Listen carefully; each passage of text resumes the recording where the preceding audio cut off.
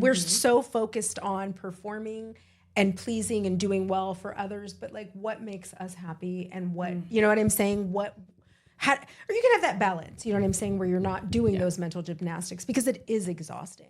Yes, but then there's also like an aspect of intentionality behind giving yourself grace that sometimes is so hard when you're ruminating and already in that space. And sometimes I don't recognize I'm doing it until I'm already like an hour into it, you know? Yeah, no, absolutely. Or burned out because you've just spent so much extra time thinking about things that maybe another person wouldn't have to really worry about. So what you kind of touched on it.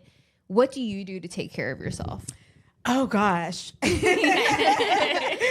it used to be drinking. I used to do a lot.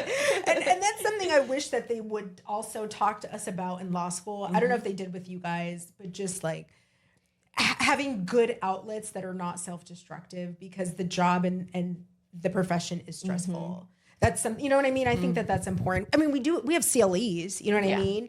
Yeah. But by then it's too late.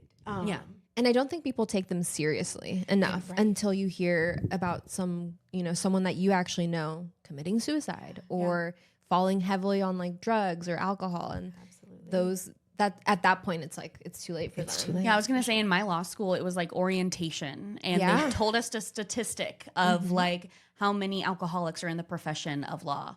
And then they just kind of moved on. And then I'm like, okay, well, what are we doing about it? Like, can we talk about mental health and how to like, you know, all these things where it's just like, okay, a statistic, like there are layers to that. Like, why are we there? Yeah, exactly. You know? And then it's like, what are you going to do with it? So it's like, it's not something to just be like, well, now you guys know, okay. So don't drink. Yeah. Like, and that is how they approach it. Yeah.